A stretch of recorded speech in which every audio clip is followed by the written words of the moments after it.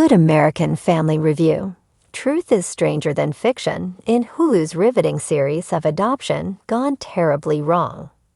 Remember Orphan? That rather upsetting horror tale of a deranged woman in her early 30s afflicted with dwarfism who, after posing as a 9-year-old girl, proceeds to inflict a battery of terror upon her adopted parents. Surprisingly, the events of Orphan seem to have inspired a real-life scenario similar in more ways than one to the 2009 film.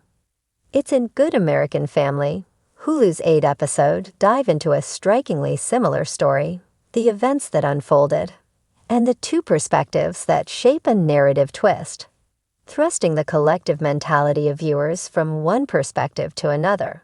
That something genuinely fascinating emerges, draped with a crescendo of tension and the best kind of emotional joyride, all coming together for one of the more compelling entries in the genre of truth-inspired, televised storytelling.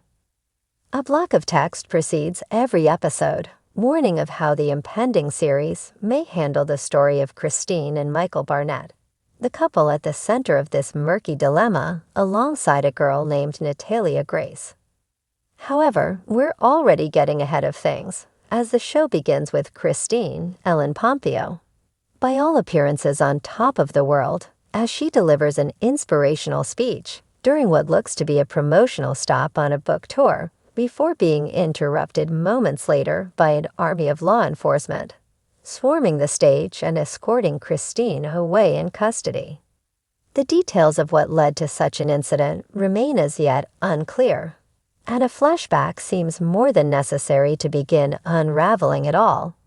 Years earlier, Christine and husband Michael, Mark Duplass, parents to 3 boys, among them autistic prodigy Jacob, Alas Dahlman as a child, Aaron Potter as an adult, are still reeling from the loss of a foster daughter, one who the Barnetts hoped to adopt before the girl's aunt re-entered the picture, taking her back and leaving behind a child-shaped hole in the lives of this newly grieving family.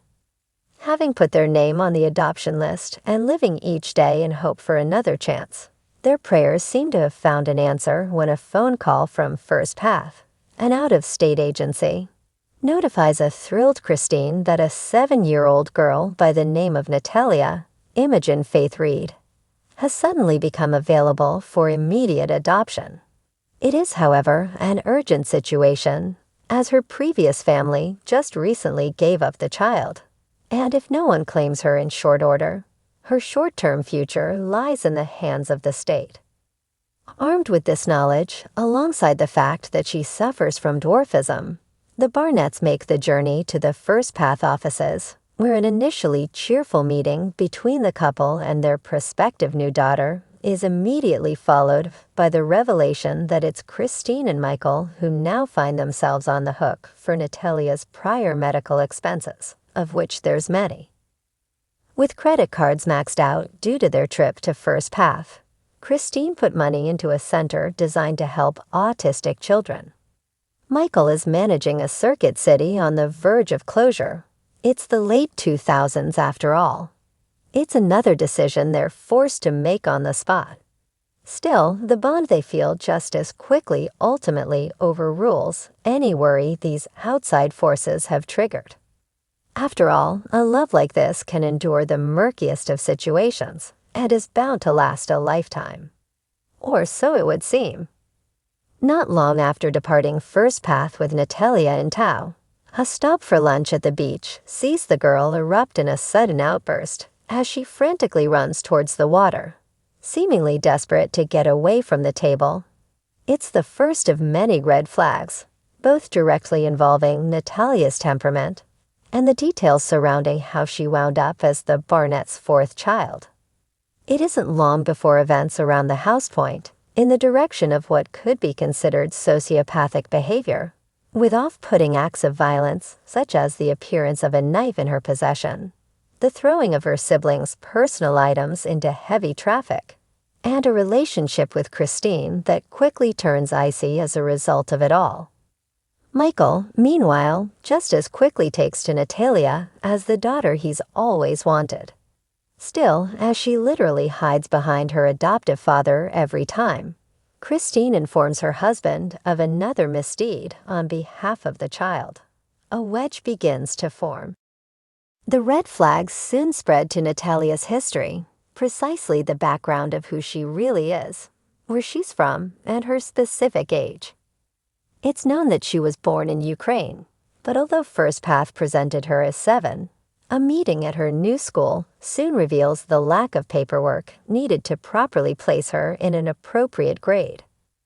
As Christine begins the process of tracking down what she needs, calls to First Path result in a tense conversation with the adoption agent who facilitated Natalia's case, informing Christine to stop what she's doing and locating the family who had Natalia immediately before the Barnetts results in a door literally slammed shut before her previous guardian gives Christine 5 precious minutes to answer her questions. Something isn't right, and at this moment, Christine makes a bizarre discovery. A pile of bloody socks, which, combined with Christine accidentally opening the bathroom door while Natalia's inside, causes the woman to react with shock. What she's seen within, along with that now infamous sock pile, may lend serious evidence to the idea that Natalia may not be a little girl at all. But how old is she? Presumably, she is old enough to have her period, and when pressed by Christine, the answers provided may give weight to this theory, as dodgy and vague as they may be. Meanwhile, her behavior continues to spiral downward as she was removed from school on that same first day. At the same time, Christine presses on with launching her business, acting as a liaison for Jacob as he prepares to interview for placement at Princeton. Michael secretly struggles with the imminent closure of his store and subsequent unemployment. Every opportunity the couple has to improve their situation, be it a job interview or opening day speech at Christine's center, finds Natalia seemingly sabotaging their efforts while presenting a public persona befitting of a 7-year-old. Who's the real Natalia here? As Christine and Michael's marriage, already in a difficult spot in the wake of their initial failed adoption, and now made worse as Natalia seems to have forced both to choose a side, continues to erode with vicious acts such as a potentially severe car accident caused by Natalia covering Christine's eyes. It's in seeking refuge with Christine's opinionated mother that serves to finally solidify Michael's belief that Natalia truly needs to go. One horrific comment from the girl is all it takes to drive Michael to Christine, begging for forgiveness, but not before Natalia decides it's the best moment to push Christine into an electric fence, resulting in minor injury. It's time. With that lethal combination of attitude and the mounting suspicion that her actual age differs drastically from what she's presented, a tip from a detective called to the Barnetts after an evening ruckus emanating from Natalia gives them the information they need to legally alter her age, with the assistance of a litany of doctors, still acting as guardians, but now ready to turn Natalia loose with her own apartment and plans in place for her to obtain a GED. It's here, at episode 5, Too Hurdy Without It, that the narrative shifts from the portrayal of Natalia as a lying, manipulative monster to the imminent struggle she faces living on her own. From the perspective of Natalia, Christine is the one causing undue pain as the woman turns her focus towards her success as an entrepreneur and inspirational guru. What better time than the show's midpoint to turn the audience's opinion entirely on its head? While Christine may bring to the table her own baggage, best seen during a flashback in which she ushers a younger Michael from the brink of suicide, nothing can prepare for how quickly the show changes and how easy it becomes to send sympathy in a direction only moments earlier seemed impossible. Unsurprisingly, Orphan receives a reference at one point, and it's easy to see shades of, say, 1993's Macaulay Culkin vehicle, The Good Son as well. But again, this is all based on fact, somehow rendering it all the more compelling amidst the constant reminders that this actually happened. The moment it seems that the show's bias leans far from Natalia, all of that beautifully changes direction.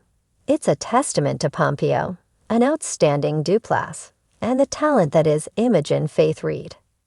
Though the writing teeters in quality from time to time, it's just as hard to determine if it's the delivery that's the issue, with Pompeo in particular seeming to struggle with the two faces of a career woman and devoted mother, occasionally giving her dialogue a bizarre affectation that sounds somewhat cue-card. It's something, however, that's unexpectedly repaired several episodes in, as Jacob points out her dueling personality and why she acts exactly as she does. It's a well-timed moment of saying what we're thinking, and it helps the show tremendously.